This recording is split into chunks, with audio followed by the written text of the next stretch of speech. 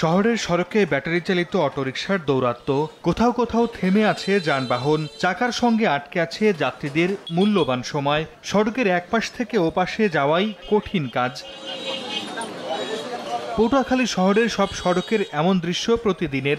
শহরের চৌরাস্তা থেকে সবুজবাগ মোড়, নিউ মার্কেট, তিতাস সিনেমা মোড়, লঞ্চঘাট সহ বিভিন্ন গুরুত্বপূর্ণ এলাকায় সকাল থেকেই লেগে থাকে যানবাহনের জট।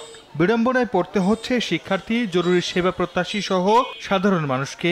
আর ফায়ার সার্ভিসের তথ্য মতে গত এক বছরে পৌর এলাকায় 31টি অটোরিকশার দুর্ঘটনা ঘটেছে। এসব দুর্ঘটনায় কেউ নিহত না হলেও আহত হয়েছে শতাধিক। নিবন্ধনের বাইরে গাড়ি না চলতে পারে সেই ব্যবস্থা পৌরসভাকে আমি করার জন্য অনুরোধ করব। অবৈধ অটোরিকশা কমাতে পৌর কর্তৃপক্ষকে কঠোর উদ্যোগ নেয়ার তাগিদ খোদ অটোরিকশা মালিকদের। আর সড়কে শৃঙ্খলা ফেরাতে গতানুগতিক আশ্বাস পুলিশ প্রশাসনের। ট্রাফিক সিগন্যাল, ট্রাফিক আইন এইগুলো যেন কিভাবে মেনে চললে পরে সড়কে শৃঙ্খলা থাকে সেগুলো ব্যাপারে আমরা কার্যকর পদক্ষেপ গ্রহণ করব।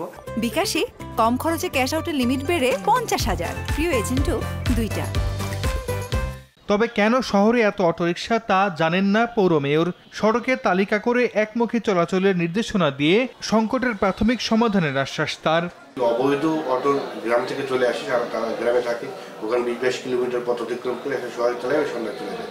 তারপরে দেখছেন ইতিমধ্যে আমরা ধরার কার্যক্রমটা রেখেছি, তাদের একটা আইনের আওতায় আনার জন্য তাদের বিভিন্নভাবে ব্যবস্থা নিচ্ছি। পটুয়াখালী পৌর এলাকায় 4,500 ব্যাটারি চালিত অটোরিকশার লাইসেন্স থাকলেও রাস্তায় চলাচল করছে 8,000 অটোরিকশা।